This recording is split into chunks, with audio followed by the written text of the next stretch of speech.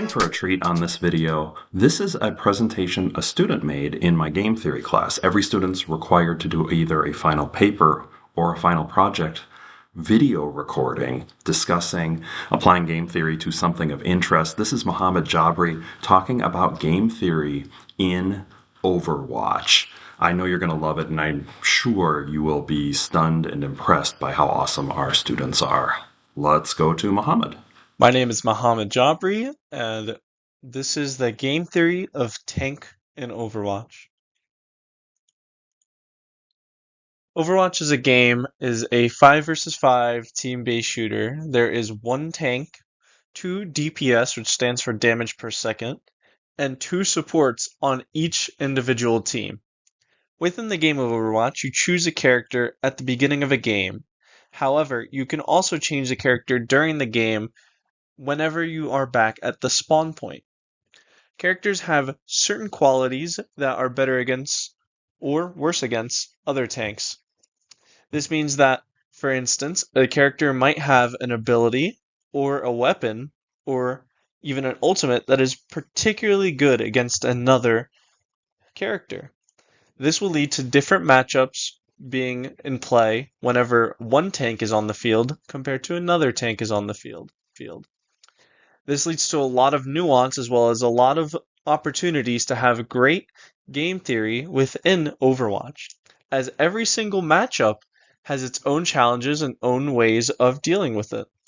This can also mean that you can change your character to give yourself an advantage, or at least give yourself a better opportunity compared to the character you were on previously. The setup of this game theory project will be that each team will of course have one tank. There will be an initial blind selection which will be simultaneous. This is due to how, before the game starts, you cannot actually see what the other person is choosing, and therefore it is a blind selection, and also you won't know until you see the other player what they have chosen, therefore making it simultaneous.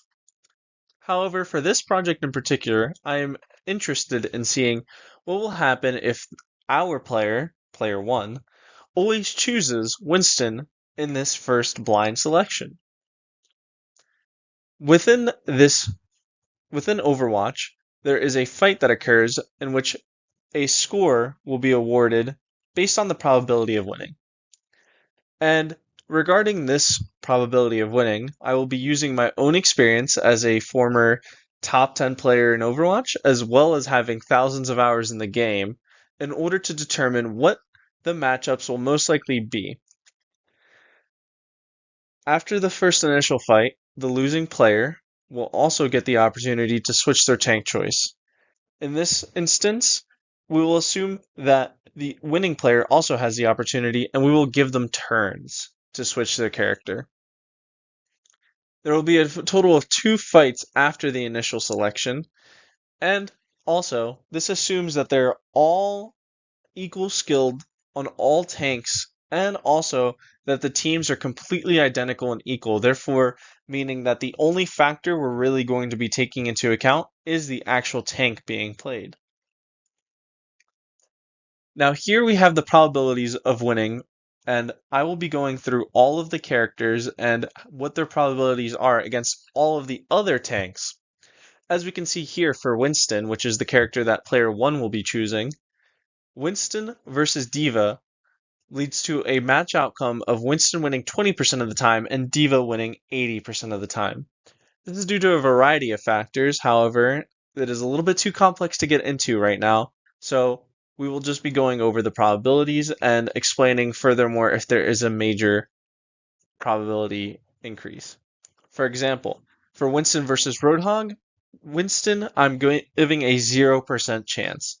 This is mostly due to Roadhog's ultimate, primary fire, and abilities all being effective against Winston, leading to Winston not having any opportunity to really do anything to Roadhog. And this also follows with all of the other tanks in the game.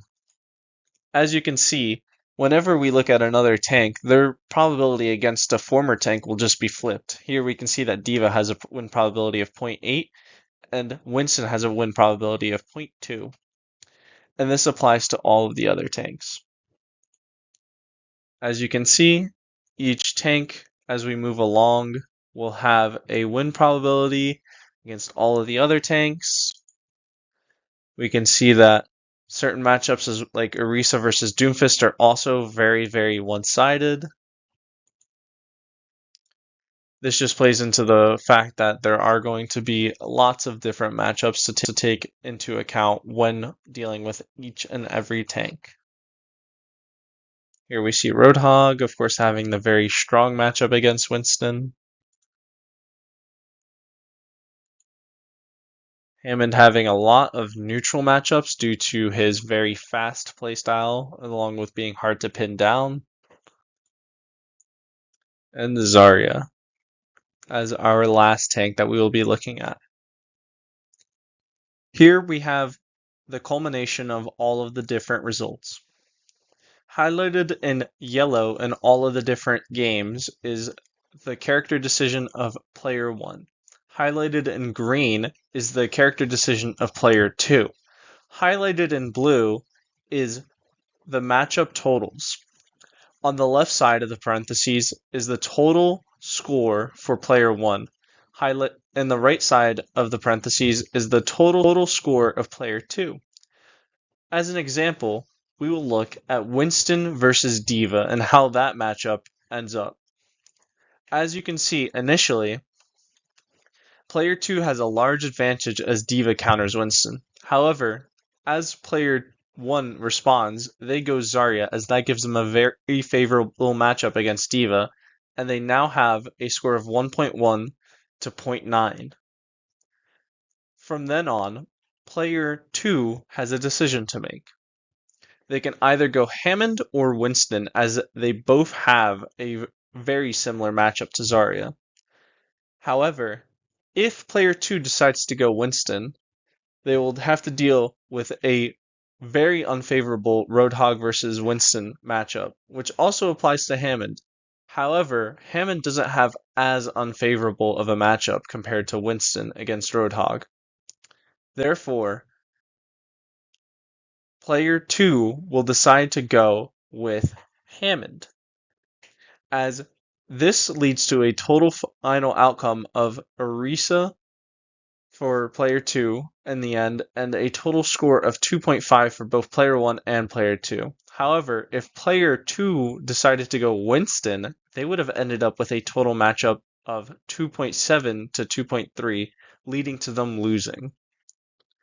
This can also be seen in another example with Winston versus Orisa, as it goes very similarly, as Zarya is again the best matchup against Orisa, and once again, player 2 can choose between Hammond or Winston, and they will of course go with Hammond in order to avoid the less favorable outcome for themselves. When looking at this, we can determine that whichever player has the first branching outcome can decide to get a better outcome for themselves. This does not necessarily mean that they will win, it just means that they will get a more favorable matchup, or they have the opportunity to choose one. It was also interesting when looking at this data to see that Roadhog very often was one of the best characters combined with Zarya. This makes sense, as when playing Overwatch, Roadhog has many weaknesses. However, he is very strong against the tank role in general, which leads to him being very high up in these matchups. Furthermore, Orisa is also a great pick, mostly due to the fact that she has tons of versatility as well as lots of different great matchups against different tanks, other than, of course, Zarya, who has a great matchup against Orisa. Speaking of, Zarya is another great tank, mostly due to the fact that she has some very strong matchup against some key tanks, such as Orisa, D.Va, as well. This leads to other characters like Hammond and Winston also being very popular due to their favorable matchup against Zarya, which, when you look at it, is kind of a rock, paper, scissors type of matchup, as oftentimes you have Zarya matching up well against somebody, and then Winston and Hammond matching up well against Zarya, and then Roadhog matching up well against those two, which leads to Orisa matching up well against Roadhog, which leads to Zarya matching up well against Orisa.